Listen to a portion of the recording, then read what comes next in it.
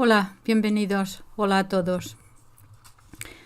Voy a tratar de hacer algún comentario sobre lo que está pasando ahora en el mundo con estas guerras que tenemos. Ustedes quizás en España, en Hispanoamérica, no sé si sabrán hasta qué punto. Yo vivo en Inglaterra, los Estados Unidos y en la Europa occidental, en realidad, con la Unión Europea y sobre todo en la Europa occidental, que se nos está prohibiendo decir nada sobre lo que está pasando en la guerra en Palestina, en Israel. Se está arrestando, no se puede ni siquiera decir o llamar o hacer comentarios sobre un alto al fuego, ni siquiera eso. En Alemania los están arrestando, aquí en Inglaterra también, no se puede decir nada. Y veo con un cierto orgullo quizá que en Latinoamérica las cosas son diferentes, por lo menos ustedes pueden hablar. Algunos países están diciendo lo que creen y llevando a cabo ciertas cosas, los gobiernos. Aquí no se puede decir nada. Entonces hice un vídeo ayer. Saben ustedes que hago, porque llevo en Inglaterra viviendo, como ya les he dicho, 55 años. Y entonces empecé haciendo todos los vídeos en inglés. Y bueno, ayer colgué uno hablando sobre esto, sobre la dificultad de lo que está pasando en Palestina, en Israel. Y quería hacerlo también en español y compartir con ustedes lo que yo siento sobre esto. Alguien dijo, no sé quién lo leí en algún sitio, que el sentido de culpa y de remordimiento, este sentido de culpabilidad que tenemos a veces, se podría definir, dijo el autor y no me acuerdo de quién era, como la diferencia entre lo que la conciencia, el alma, tu sentido, tu espíritu te exige y la cobardía interior que no te permite llevar a cabo eso que la conciencia te está gritando a voces, que te está exigiendo. Bien, tenemos un imperio que podríamos decirlo angloamericano y los dirigentes en América, en los Estados Unidos, en la Europa occidental,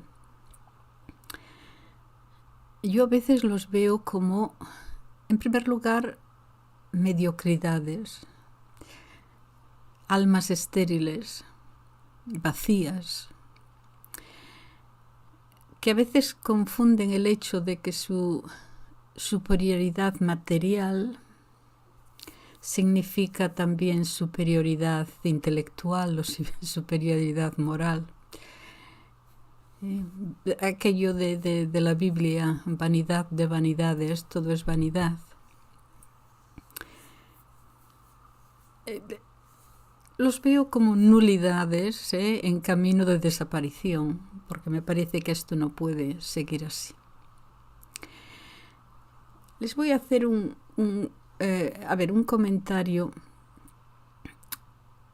Hay un comentarista escocés aquí muy famoso que se llama George Galloway. No sé si ustedes lo conocen. Estuvo en el Parlamento durante muchísimos años, 30 y pico de años, era un laborista. Bien, ahora tiene es muy famoso y ahora tiene un vídeo en YouTube, en todas las redes sociales. Y se escucha, lo pone los miércoles y los domingos. Este es un señor ya mayor, es muy elocuente y lleva casi toda la vida abogando por la cuestión del Oriente Próximo, o como se dice ahora del Oriente Medio, fue el que el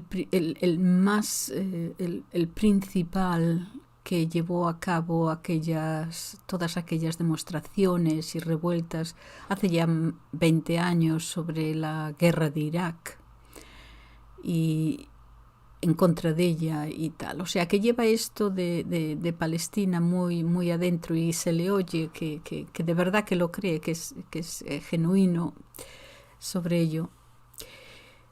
Y ayer comentaba que en el año 1980, ya hace 40 años, más de 40 años de esto, con el mismo problema sobre los palestinos, fue a un lugar allí y dio la ciudad, no me acuerdo, con un funcionario de las Naciones Unidas. Y vio que había en ese sitio especial, que era como otro campo de concentración, más o menos. Bueno, allí estaban las mujeres, muchas mujeres, de rodillas, tratando de limpiar. Se había bombardeado la ciudad y a ellas se le había puesto para sacar todo el escorio, y lo tenían que limpiar, las calles y todo, con cepillos de dientes. Con cepillos de dientes, estas mujeres palestinas se les forzaba a limpiar la calle y los soldados israelíes estaban allí mirándolas sin nada, pues sin ningún, sonriendo. Allí las tenían. Y esto ya fue en el año 1980. Y dice, y esto me llevó a un vídeo que vi hace así como no sé, quizás un año, de una conferencia que dio un famoso psicólogo canadiense que se llama Jordan Peterson. Quizás ustedes lo conozcan porque es muy famoso Jordan Peterson. Y en esta charla que dio, me parece que fue en la Universidad de Cambridge aquí, hablaba sobre varias cosas, pero una de las cosas que dijo fue que durante los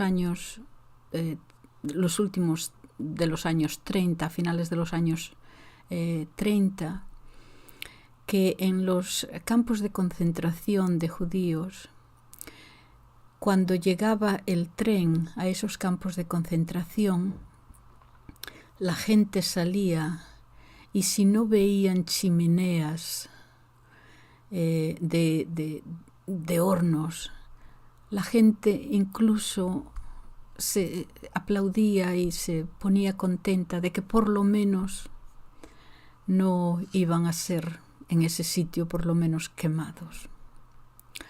Y dice, de todas formas se les hacía trabajar. Imagínense ustedes, él contaba que un señor, por ejemplo, anciano,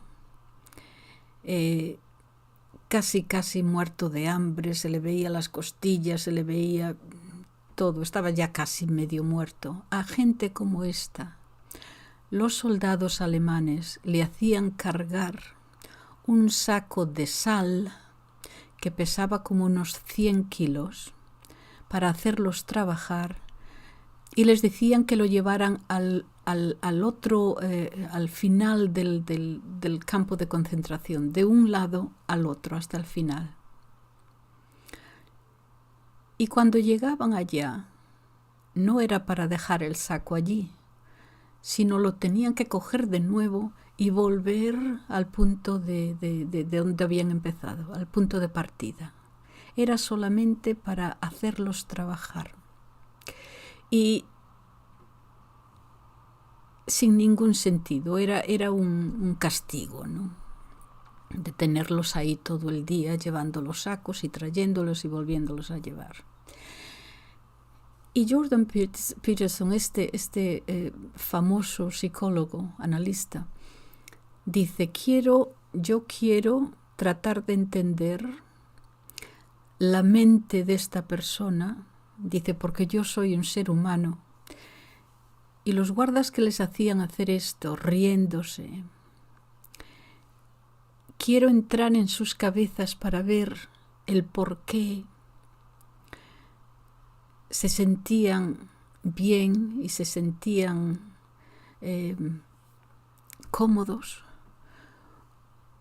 con hacer sufrir de esta forma a otro ser humano, que les producía satisfacción, que les producía placer. Dice, yo quiero llegar a entender esa mentalidad humana. Bueno, esto es difícil, pero en realidad no lo es tanto, porque sabemos que el hacer sufrir a otro no se empieza ahí. Esto es se llega a ese momento un poco gradualmente, por así decirlo.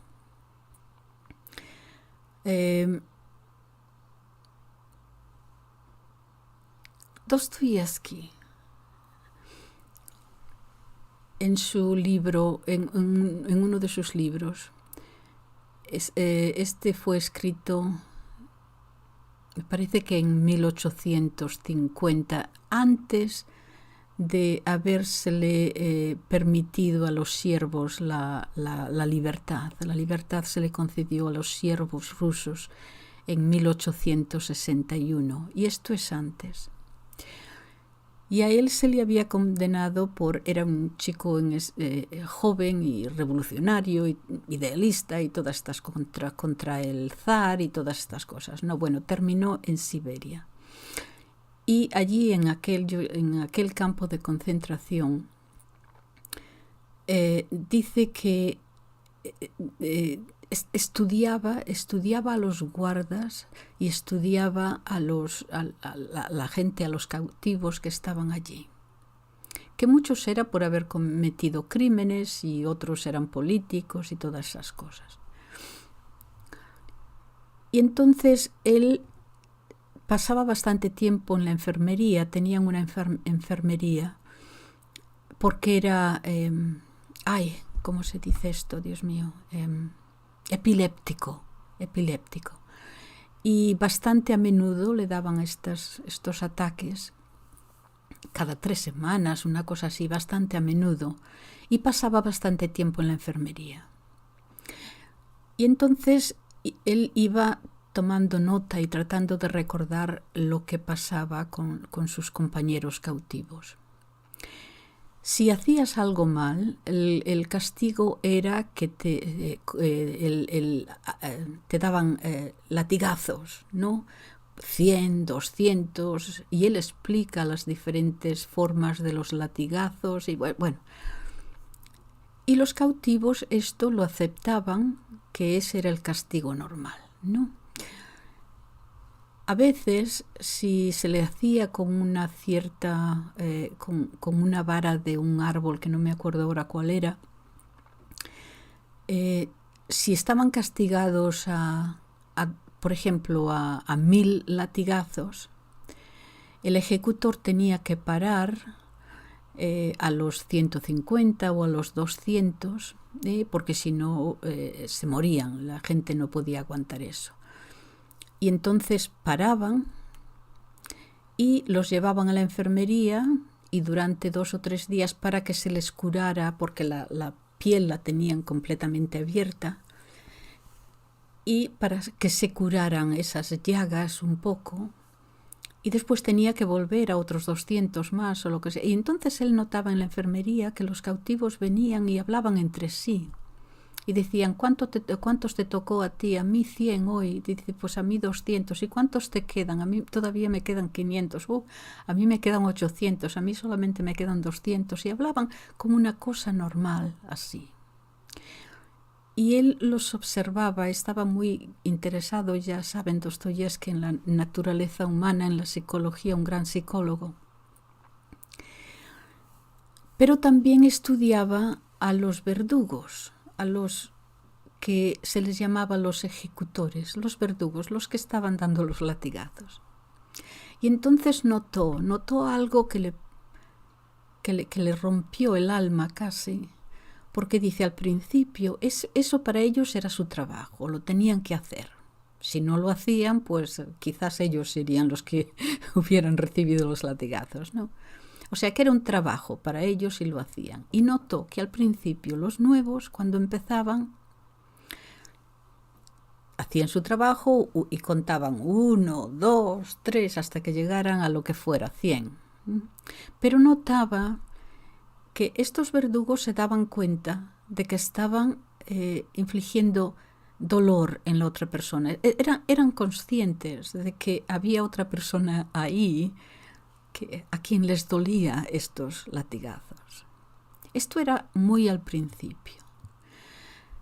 Después notó que así al cabo de 6 meses, una cosa así, y todos tenían este mismo rasgo. A los 6 meses o así, ya no tenían esta empatía con la persona, ya no les importaba demasiado el dolor que estaban infligiendo. Ellos iban a su trabajo, 1, 2, 3, no pasaba nada.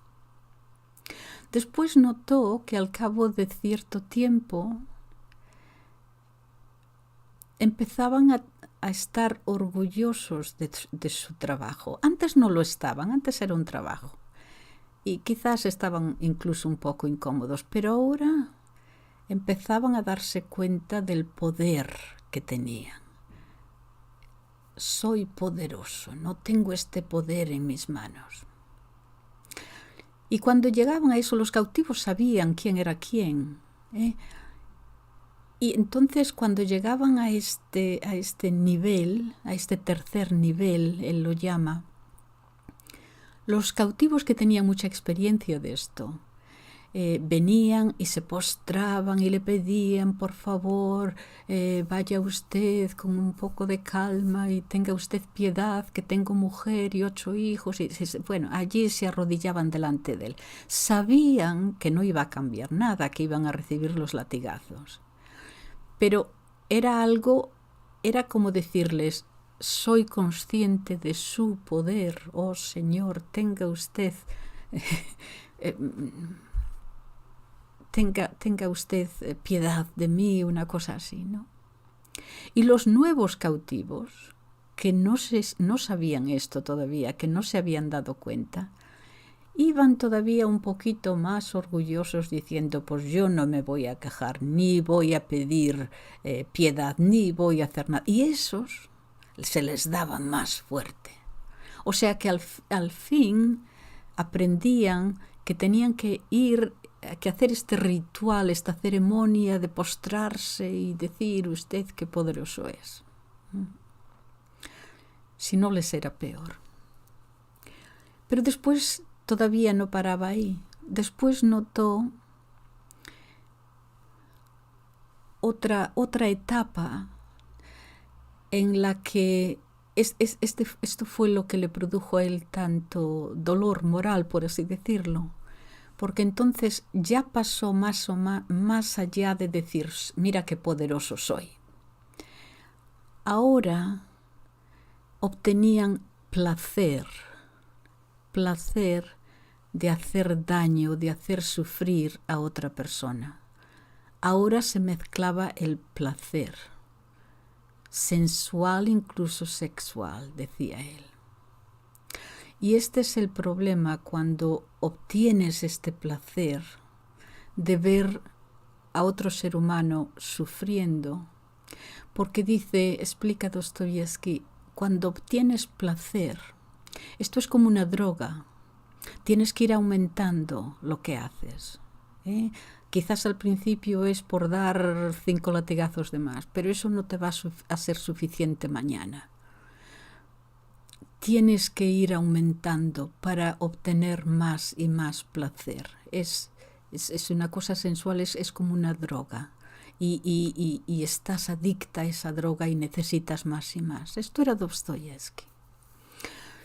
Entonces, Jordan Peterson, con este ejemplo de los ancianos que se les hacía ir con una bolsa de 100 kilos, que casi no podían andar y volver y todo esto. Y él se da cuenta de esto y dice, es que los guardas o los que habían designado todo esto, en realidad obtenían un cierto placer de hacer sufrir a los demás. Y digo esto porque me llamó la atención, porque cuando ahora en lo que está pasando ahora en Palestina, este mismo Jordan Peterson puso un tweet, un ex, no sé cómo se le llamará ahora, dirigido al primer ministro israelí, Netanyahu, diciéndole, give them hell, le dicen en inglés, o sea, a por ellos, dales todo lo que puedas.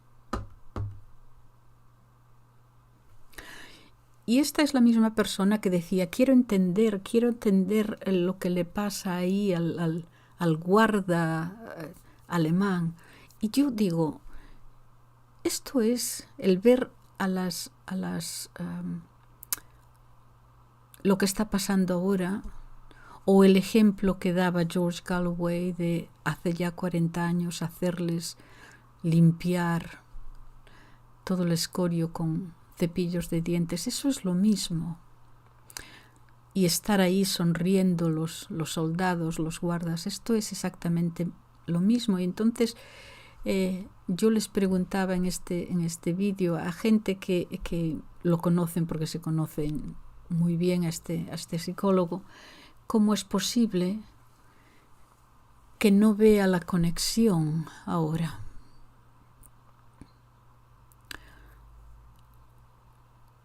Bien, vamos a ver, es que estoy tratando de evitar el predicar un sermón aquí, porque no soy yo de sermones, no. Pero estoy tratando también de entender lo que está pasando. Y hay un cierto momento, yo creo, como los verdugos aquellos, que ya han cruzado el Rubicón moralmente, ahora ya no les importa, es una cuestión de... Las restricciones morales ya no cuentan, ¿no? Es solamente poder y ahí estamos. ¿Qué podemos hacer nosotros? Digo que no voy a predicar un sermón porque es que yo no sé lo que hacer. La verdad es que yo no estoy haciendo nada y no sé si podemos hacer algo.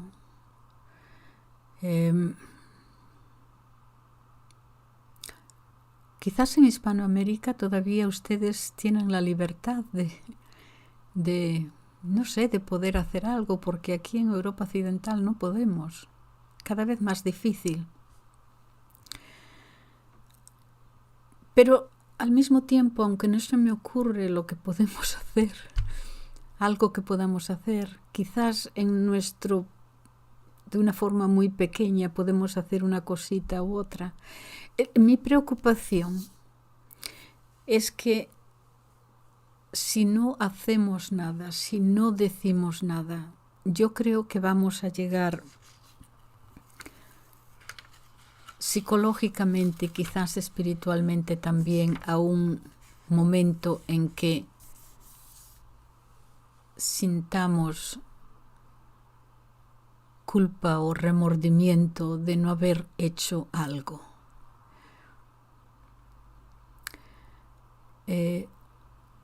Porque si no hacemos nada en absoluto, si no decimos nada, yo creo que vamos a sentir que nos hemos traicionado a nosotros mismos, que hemos traicionado quizá este sentido innato que tenemos de justicia en nuestro espíritu, en nuestra alma. nuestra conciencia, ¿no? Y que ese sentido de culpabilidad y de remordimiento nos va a traer problemas también a nosotros. Por no haber hecho nada, por no haber dicho nada. Remordimiento y culpa, un sentido de culpa por esa demanda por justicia que surge, como dije, de nuestra conciencia, en nuestro corazón, pero que la hemos apagado y no hemos dejado que se exprese. De alguna manera va a ser de diferente forma para cada uno de nosotros. Y ese remordimiento y sentido de culpabilidad va a convertirse como una rata royendo en nuestros adentros, en nuestras entrañas, en nuestras conciencias. Culpa y remordimiento por cada grito callado. Culpa y remordimiento por cada demanda no demandada. Culpa y remordimiento por cada pesar sin respuesta. Culpa y remordimiento cada vez que hemos mirado hacia otra parte sin querer ver lo que está delante de nuestros ojos. Y esto lo vamos a tener que afrontar más tarde o más temprano. Y todo esto se convertirá como en un almacén ahí de culpabilidad, gritando por justicia.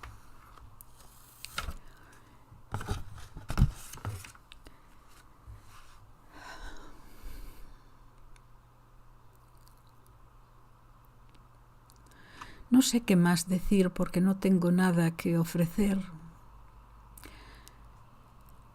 Si pueden ustedes, en Hispanoamérica, me parece que, como ya dije, están ustedes más libres para hablar de lo que estamos aquí.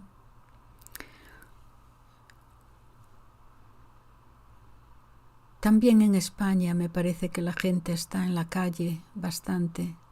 Se está comentando que en los países occidentales uno de los países que más protesta es España.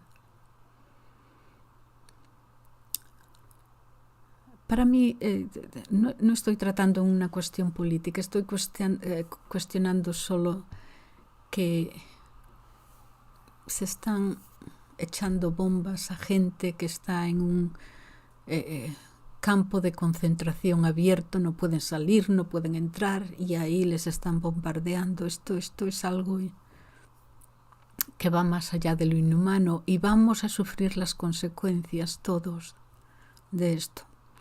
Y bueno, nada más recordarle eso, que si ustedes en España, en Hispanoamérica, pueden todavía salir a la calle y hablar, pues a ver, dependemos de ustedes aquí en Occidente. Muchas gracias por haber escuchado. Adiós.